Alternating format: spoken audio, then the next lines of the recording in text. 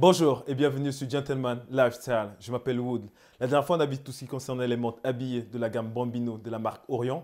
Cette fois-ci, on va passer à la gamme supérieure, à savoir la collection Présage de la marque Seiko. C'est parti!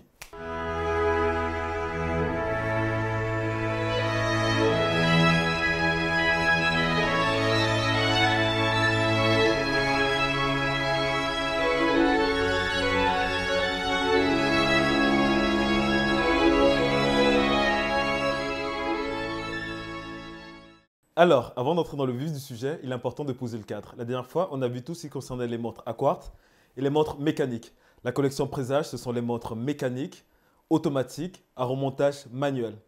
Dans cette collection-là, on a plusieurs gammes, mais on va principalement s'intéresser à la gamme Cocktail Time et plus particulièrement sur trois modèles, à savoir Honeycomb, donc nid d'abeille, Golden Champagne, le champagne, et Skydiving avec un cadran bleu ciel. Pourquoi Cocktail Time? Tout simplement parce que ce sont des montres qui s'inspirent des cocktails qui ont été réalisés par Hisashi Kishi, qui est un ancien champion du monde dans la réalisation des cocktails.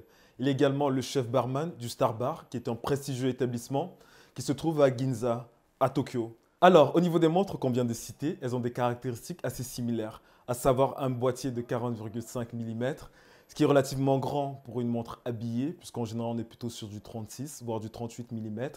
Personnellement, je préfère du 40, voire du 42 mm. Au niveau de l'épaisseur de la montre, on est sur du 12 mm, qui reste encore correct pour pouvoir la glisser en dessous de la manche de notre chemise. Au niveau de la couronne et du boîtier, on est sur de l'acier inoxydable. Au niveau du verre, on est sur du hardlex, qui est du verre minéral trempé, qui est suffisamment solide par rapport à un verre minéral normal et moins solide par rapport à un verre en saphir. Au niveau de la forme de ce verre, on est sur du dôme, qui va notamment rappeler notre Bambino de la marque Orion. Au niveau de l'étanchéité, on est sur du 5 bar, ce qui veut dire qu'il faut éviter les activités physiques, voire nautiques.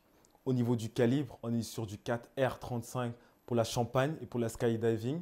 Et pour la Honeycomb, on est sur du 4R38.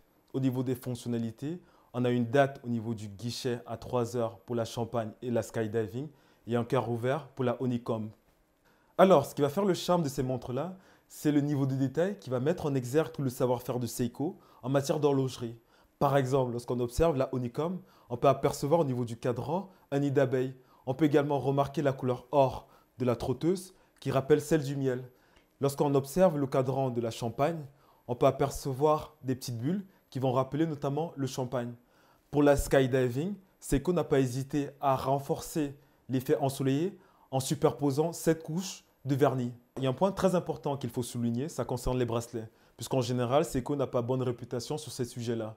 On peut observer sur ces modèles que le bracelet est plutôt de qualité et en plus, il y a une fonctionnalité plutôt intéressante, ça concerne le bouton après-soir, parce que cela va permettre à ce que la montre puisse perdurer dans le temps et surtout faciliter son port au quotidien. Ce sont des montres que j'apprécie et je prends plaisir à les porter. Si vous avez des remarques ou des suggestions, n'hésitez pas à les mettre en commentaire. N'hésitez pas également à liker la vidéo et à la partager. Et moi, je vous dis à bientôt, gentlemen.